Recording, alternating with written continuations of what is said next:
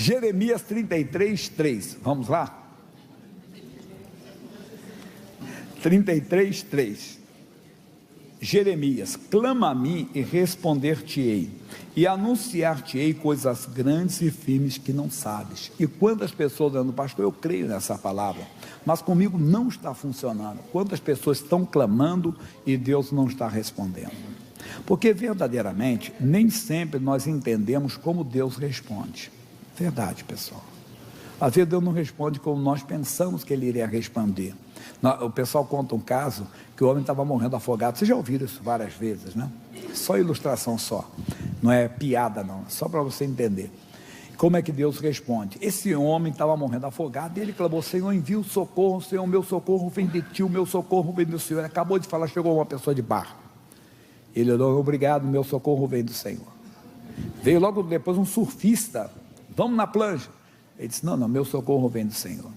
E aí veio um homem, veio o helicóptero da defesa civil, jogou a corda para ele, disse, meu socorro vem do Senhor, ele morreu.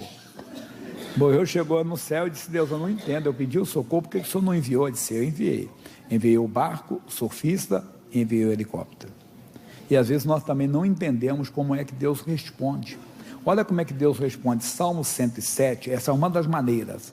Salmo 107, versículos 19 e 20. Bem no meio da Bíblia. Salmo 107 é o Salmo, versículos 19 e 20. Então clamaram ao Senhor na sua angústia, e Ele os livrou das suas necessidades. Versículo 20. Enviou a sua palavra e os sarou, e os livrou da sua destruição. Deus enviou a palavra, irmão. Às vezes é uma palavra que vem, uma palavra que entra, uma palavra que toca. O missionário conta o testemunho de uma senhora lá no Meia, Rio de Janeiro, que ela tinha a bexiga riada, né, baixa, assim. Aí ela pediu ao marido, me leve na igreja. O marido, não gosto, mas tá bom, você está doente, eu vou te levar. Deixou ela na igreja e nem entrou.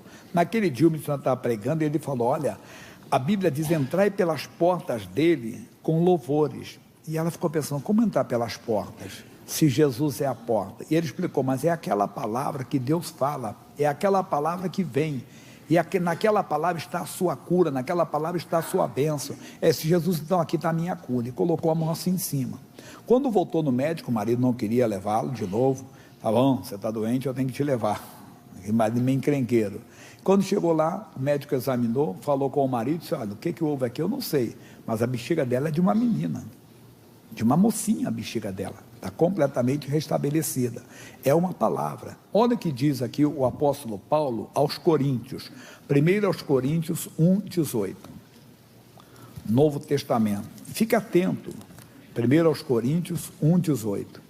Diz, porque a palavra da cruz é loucura para os que perecem. Vamos lá, pessoal?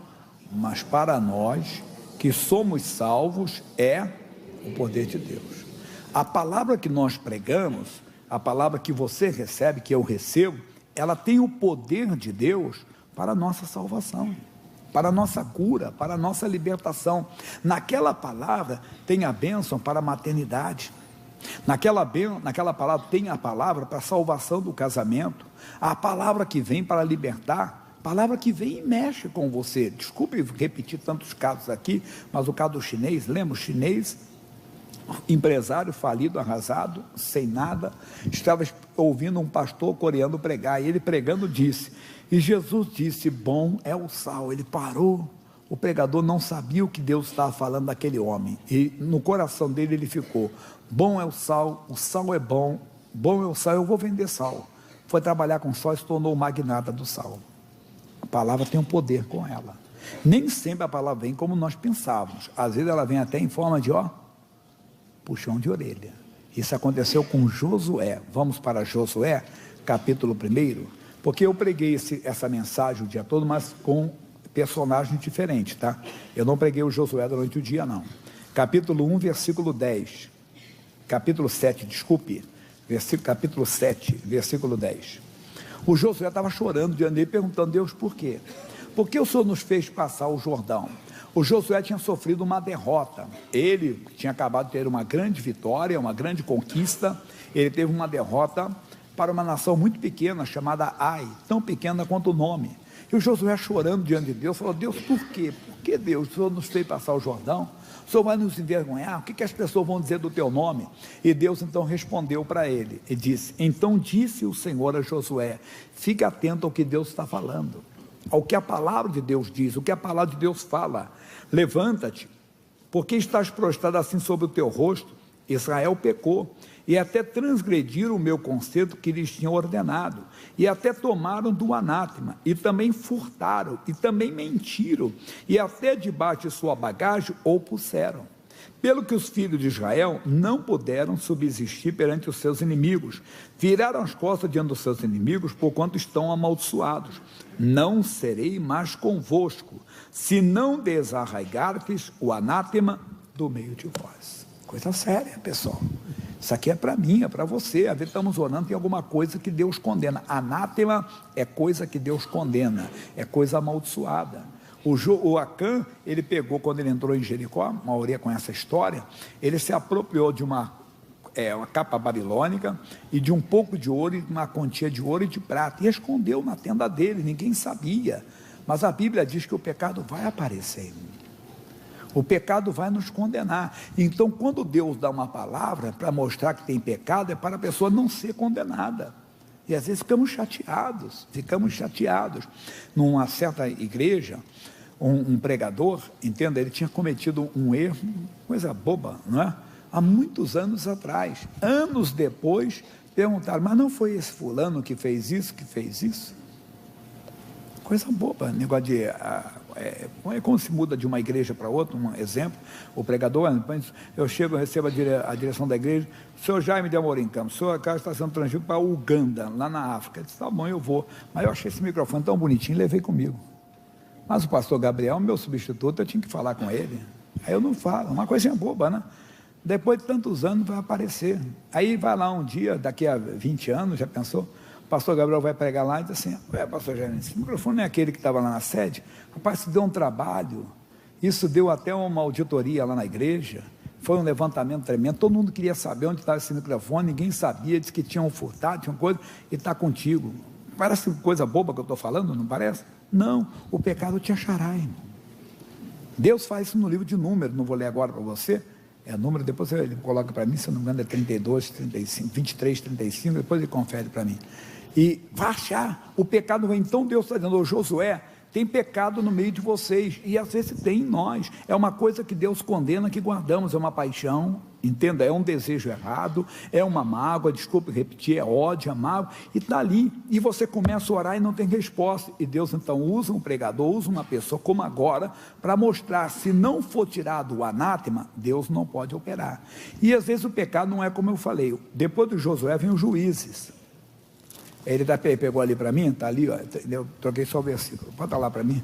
E se não, Números 32, 23. E se não fizesse assim, eis que pecaste contra o Senhor. E sabei que o vosso pecado vos há de achar. Porque o pecado vai te achar, porque aquele pecado vai ser o impedimento para Deus operar. Foi o pecado de Acã que impediu Josué de vencer. Às vezes é o pecado, irmão, do ódio, da mágoa, do ressentimento, da revolta, do pecado escondido. Às vezes uma coisa que não existe para Deus, pecadinho ou pecadão. Errou, tem que confessar, para que ele seja apagado. E vamos ver que a vida não é o pecado como nós sabemos. Juízes capítulo 6. Porém os filhos de Israel fizeram o que parecia mal aos olhos do Senhor, e o Senhor os deu na mão dos midianitas por 7 anos. O que eles fizeram que parecia mal? Às vezes o que você está fazendo, ou o que eu estou fazendo, ou o que eu sinto, ou o que eu desejo, não é mal aos meus olhos, mas às vezes é mal aos olhos de Deus. E o que eles fizeram não é nada demais. Nós vamos ver isso aqui, muitos conhecem a história. Mas aquilo atrapalhou. Por 7 anos eles ficaram nas mãos do midianita. Não é que Deus os deu, Deus não pôde protegê-los. Durante 7 anos eles foram escravizados, humilhados. Olha aqui o que diz: e prevalecendo a mão dos midianitas sobre Israel, fizeram os filhos de Israel para si, por causa dos midianitas, as covas que estão nos montes, e as cavernas, e as fortificações. Loucura deles. Jesus fala em João 15,5: sem mim nada podeis fazer. Ele vai colocar ali, ó, no Salmo 127, versículo 1. Ele vai colocar, eu leio com você: se o Senhor não edificar a casa, em vão trabalho os que edificam. Se o Senhor não guardar a cidade, em vão vigia a sentinela. E eles guardavam o que eles produziam em cavernas, em covas, mas não funcionava, porque o inimigo vinha e descobria tudo. Diz, porque sucedia que, semeando Israel, subiam os medianitas e os amalequitas, e também os do Oriente contra eles subiam, e punham-se contra eles em campo, e destruíam a novidade da terra, até chegarem a Gaza, e não deixavam mantimento em Israel, nem ovelhas, nem bois, nem jumentos, porque subiam com seus gados e tendas, vinham como gafanhotos, em tanta multidão, que não se podiam contar, nem a eles, nem aos seus camelos, e entravam na terra para a destruir. Assim Israel empobreceu muito pela presença dos medianitas. Olha o que faz o inimigo na vida de alguém, do território. O inimigo na vida de uma pessoa faz a pessoa empobrecer financeiramente também. Quantas pessoas já andaram por cima e estão andando por baixo? Quantas pessoas tiveram tudo e não estão tendo nada? Outros não financeiramente, empobrece fisicamente, só vivem doentes, enfermos, parece que estão com o sistema imunológico lá embaixo. Outros moralmente vivem tropeçando, caindo, pessoa pobre, entenda, quer dizer, não tem resistência, não tem como resistir ao inimigo. E outros espiritualmente já oraram, falavam na língua dos anjos, cantavam em línguas estranhas, faziam verdadeiros poemas para o Senhor, mas hoje estão frios, chegam até a criticar. Eu era meio fanático, eu estava muito crente demais. Não, você que está crente de menos agora, devia estar crente, melhor estar crente demais. Não tem mais, não estou lendo a Bíblia, não tem, às vezes o que está acontecendo, falando, você já assistiu um filme tal, já viu tal, o quê? Verdade, mas todo mundo está falando assim, sou evangélico, né? O que está acontecendo no mundo evangélico, como no nosso caso agora, podemos falar, puxa, você assistiu aquele filme agora da vida de Cristo? Não me interessei, não sei o quê. E a pessoa está esfriando, pobre espiritualmente, está perdendo. Não é pobre de espírito, como Jesus falou, que o pobre de espírito é aquele que está sempre dependendo de Deus. Esse é bom, é bem-aventurado. Não é aquele que empobreceu porque não quis mais as riquezas da glória de Deus. Aí vem aqui a nossa mensagem. Assim Israel empobreceu muito por causa dos medianitas. Então os filhos de Israel clamaram ao Senhor, e sucedeu que, clamando os filhos de Israel ao Senhor por causa dos medianitas, não é porque eles queriam Deus, não, é como eu e você, às vezes nós clamamos muito porque a barriga está doendo, clamamos porque o bolso está vazio, mas se passar aquela luta, nós não clamamos mais. Não, nós devemos sempre ter comunhão, não clamar sempre a mesma coisa, mas clamar pela presença de Deus, pelo um crescimento espiritual, pelo um avivamento na família, pelo um avivamento na nação, não é verdade? Por uma mudança na nação, sempre teremos motivo de clamar, de estar diante de Deus por algum motivo, por alguma coisa. Mas eles clamaram por aquilo ali, eles não queriam comunhão, mas Deus é misericordioso. Lembra, o que vem a mim, de maneira alguma o lançarei fora. Ainda que você venha só para ser curado ou para ser abençoado, ele atende. Enviou o Senhor aos filhos de Israel um profeta, que lhes disse, assim diz o Senhor, Deus de Israel, do Egito eu vos fiz subir, e vos tirei da casa da servidão, e vos livrei da mão dos egípcios, e da mão de todos quando vos oprimiam, e os expeli de diante de vós, e a vós dei a sua terra, e vos disse, eu sou o Senhor vosso Deus, não temais ao Deus dos amorreus, em cuja terra habitais, mas não destes ouvidos à minha voz. Pode estar acontecendo comigo, com você, em algum setor da nossa vida, não é que estamos com medo, é que não estamos ouvindo a voz de Deus, é muito diferente, não estamos ouvindo, porque se ouvisse não teríamos medo, porque a Bíblia diz, não temas, porque eu sou contigo, não te assombres, porque eu sou teu Deus, e eu creio que Deus está comigo. Sempre gosto de explicar, não é pelo que eu sinto, não é pelo que eu vejo, é pelo que Deus diz, porque andamos por fé e não por vista, e ele diz, nunca te deixarei, nunca te desampararei. É verdade, o medo é uma praga. O Jó foi um homem muito de Deus. Domingo eu falei aqui do Jó o dia todo quase, que Deus falou a respeito do Jó para o diabo, observaste tu, meu servo Jó, mas esse homem servo, o diabo entrou na vida dele, tirou todos os bens, tirou a família, destruiu, colocou doença do alto da cabeça à planta dos pés, mas o Jó entendeu, e ele falou, lá no livro de Jó, no capítulo 3, o Jó está antes dos Salmos, capítulo 3, versículos 25 e 26. Eu já preguei várias vezes, mas o que Deus vai falar conosco, está falando hoje, no versículo 26, vai ser tremendo. Mas vamos começar no 25. O Jó diz no 25, porque o que eu temia, me veio, o que eu receava, me aconteceu. Amigão, irmãzinha, o medo é uma porta aberta. Eu falei, já várias, tenham falado aqui constantemente, tem gente que tem medo de viver.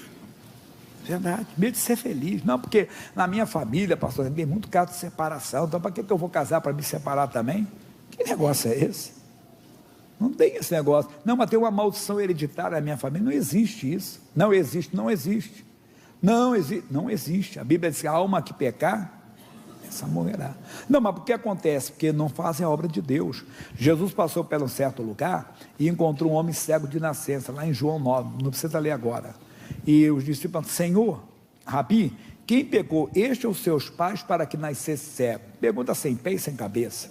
Como é que ele poderia pecar antes de nascer? Ah, mas ele foi em outra encarnação. Desculpe se eu ofendo alguém, mas não posso deixar de falar a verdade. Não existe reencarnação. Isso é antibíblico. Hebreus 9, 27, a Bíblia diz, ao homem foi dado o direito de morrer somente uma vez. Tem duas pessoas, uma senhora que sempre escreve para mim tudo, me chama assim, PJ, pastor Jaime, me chama de PJ. PJ, eu gosto tanto das suas mensagens, mas quando você fala da reencarnação, aí você não sabe o que está falando.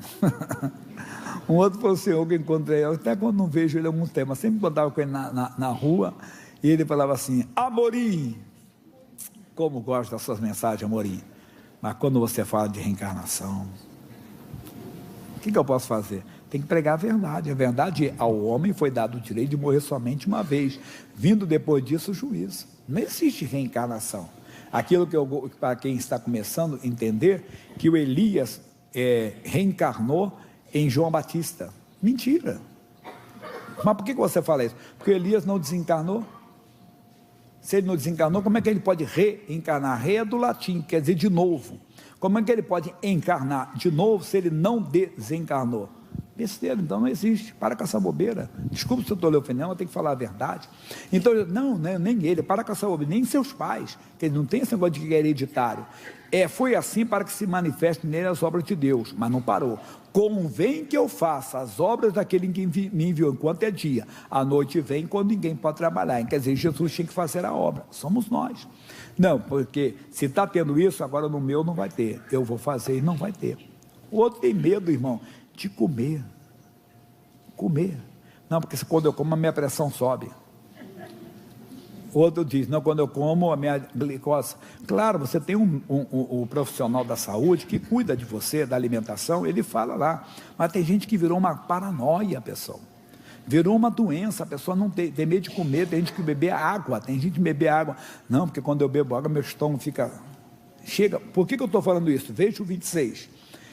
Nunca estive descansado, nem sosseguei, nem repousei, mas veio sobre mim o quê?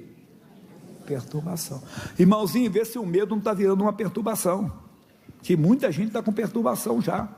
Não como por causa disso, não bebo por causa disso, não viajo por causa disso, não durmo, porque toda vez que eu vou deitar, pastor, já fico escutando no meu coração, claro, você está vivo? Seria esquisito se você não escutasse seu coração bater. Não, porque ele bate esquisito, então pega um lado que você não vai escutar. Verdade. Não tenho medo de dormir, porque toda vez que eu penso que eu vou dormir, eu não vou acordar, porque o meu avô foi assim. Virou perturbação, meu irmão. O medo traz a perturbação, e muita gente está com perturbação na vida, verdadeira perturbação. Eu tenho medo de envelhecer, tem gente que diz, que eu não quero dar trabalho para ninguém. Que besteira. O bom é que você não dê, mas se for dado para alguém, é para o filho, para alguém da família, que um dia você cuidou também. Mas não é isso que eu quero falar. A Bíblia diz que na velhice nós seremos viçosos. Leia lá o Salmo 92, os dois últimos versículos. Na velhice serão viçosos, fortes e florescentes. Bonito. Eu falei de uma irmãzinha, membro aqui da igreja, 96 anos de idade. Eu lembro quando eu conversei bastante com ela, ela tinha 92. Eu contei isso para vocês, que ela foi fazer um check-up, ela estava junto com o sobrinho dela, que é médico. Ela disse, pastor, o doutor falou no exame que todos os meus órgãos estão, joias. 92 anos de idade. Agora eu conversei com ela com 96. até ela é árabe, eu brinquei com ela, assim, só gosta de fazer quibe? Não, de fazer não, eu gosto de comer quibe. Ainda vai lá. Aí agora está com 96, bati um papo, mas não era dela agora, queria falar mais coisa de família. E de negócio dela ir embora, eu olhei assim, 96 anos, vi que ela estava com tipo uma mochilinha. Ele disse, será que ela dirige? Você está acompanhando de alguém? Não. Eu estou agora morando aqui, pastor Jair, ela é lá de Barueri. Estou morando aqui agora no Paraíso, que meus sobrinhos querem que eu more perto deles, não querem que eu fique sozinha lá. Mas eu disse, não, eu não tenho esse medo não. E a senhora vai para casa como? Vou de metrô. Pega ali, aí depois eles me buscam lá no metrô. Disse, rapaz, 96 anos, mas forte, bonitona, 96 anos de idade. É o que tem que ser. Para com esse. Tem gente de medo então de envelhecer. O medo é uma porta aberta. Israel, eu disse para vocês, não temam os deuses dos amorreus, em cuja terra habitais, mas não me deste ouvido. Olha aí, maldição sem causa não se cumpre. Então você está clamando, Deus está respondendo. Para com esse medo. Esse medo é um pecado na sua vida. Esse medo faz você empobrecer, faz você viver triste e faz você viver perturbado. Que se contar aquela coisa, lembra do testemunho daquela senhora, que esse parece cômico, motivo de dar gargalhada mesmo. Pastor Jair, eu tinha medo de tomar banho. Mas por quê? Porque eu pensava que ia morrer afogada no chuveiro. Eu já vi gente com pânico de água, batismo, ou vai ter batido nas águas, espero que não tenha ninguém com pânico de água. Mas eu já batizei pessoa que quando saiu da água, ficava assim, já entrava na água assim, ó, misericórdia. Parece como, mas tem. E essa senhora deu testemunho aqui, era do chuveiro. Esse pastor Jaime, eu tomava banho com a porta aberta. Um parente meu tinha que ficar na porta, se eu passasse mal, ele já entrava. Eu entrava em pânico, não é cômico? Não, é perturbação mesmo. Amigo, acaba com isso. Hoje nós vamos orar, você está clamando a Deus, Deus está te respondendo. Tem pecado, como Josué, tem que tirar. Tem situação que aí é diferente. É o que? 2 Crônicas, capítulo 20. Não dá para ler tudo não, já vou ler já no versículo 17, só o versículo 17. Você está clamando a Deus. 3 nações estavam contra o Josafá. Josafá então se coloca diante de Deus e clama aos céus, clamou ajuda, clamou socorro. É uma direção que Deus dá, resposta, hein? Então tem pecado, tem que ser tirado, tem medo, tem que fechar essa porta. E agora, o que é? Nesta peleja não tereis de pelejar. Parai, está em pé, e vede a salvação do Senhor para convosco, ó Judá e Jerusalém. Não temais, olha aí, nem vos assusteis, amanhã saídos ao encontro, porque o Senhor será convosco. Mas Senhor, como é que eu vou sair na batalha e não vou pelejar? Eu vou ao encontro do inimigo, e o inimigo não vai? Não. Josafá não tinha que fazer nada. Só tinha que parar e estar em pé. E é o encontro do inimigo. Mas como é que eu vou ao encontro do inimigo, Senhor? Se o inimigo vem para me acabar, para me atacar. Olha o versículo 22, que diz assim, 22. E ao tempo que começaram com júbilo e louvor, o Senhor pôs emboscada contra os filhos de Amon e de Moabe, e os das montanhas de Seir, que vieram contra Judá e foram desbaratados, porque os filhos de Amon e de Moabe se levantaram contra os moradores de Seir, para os destruir e exterminar. Acabando eles com os moradores de Seir, ajudaram uns aos outros a destruir-se. E, entretanto, chegou Judá à atalaia do deserto, e olharam para a multidão, e eis que eram corpos mortos.